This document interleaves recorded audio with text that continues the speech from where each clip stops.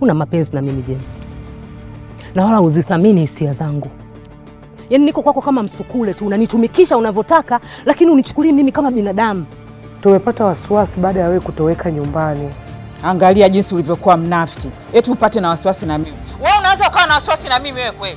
Wakati kila siku ni ndoto zako ili mimi nife ili uweze kujiachia na mtoto wangu. Mbona unakaa unanifikirisha wewe?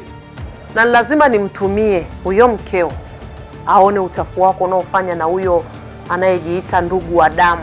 Sikiza nikwambie, yule dada ndio aliyetupiga picha. Nina hakika kabisa yule dada ndio aliyetupiga picha. Sawa, ametupiga picha. Ndio kumkaba namna ile? Nimemkaba kumfunza adabu. Leo hii mimi mwanamke mdhaifu. Sasa sikiliza nikwambie. Mjadala wa mimi na wewe umeishia hapa. Yaani fanya tumeufunga sasa hivi hapa. Kama mtu anamchanganya mtu na dada yake, wewe yanakuhusu nini?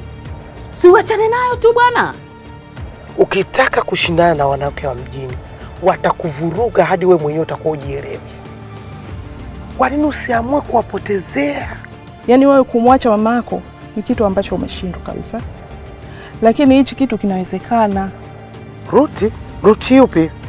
Haina haja ya kuzidi kujitambulisha, ila natumai unanifahamu. Mimi naomba appointment ya kuonana mimi na wewe leo. Kuna mgeni na uniambie. Baby, nisamee. Nilikuwa nasubiri utoke kazini. Kuna mgeni amekuja sasa hivi. Hapana, nilipotokea jana. Nje ya mji kusikokuwa na jina. Nipo Bagamoyo mke wangu. Nani yuko pembeni yako?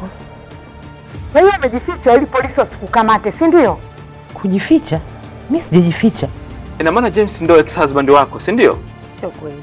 Tutazungumza tulale. Hapana, swala la kulala. Unajua nimekuchoka. Unatafuta nini kwenye maisha yangu? Unataka nifanye nini kwenye maisha yangu? Wewe mama, mimi nimekuchoka, Nitakuua wewe. Nitakuua mbwa wewe. Nitakuua wewe mama, mimi nikuue.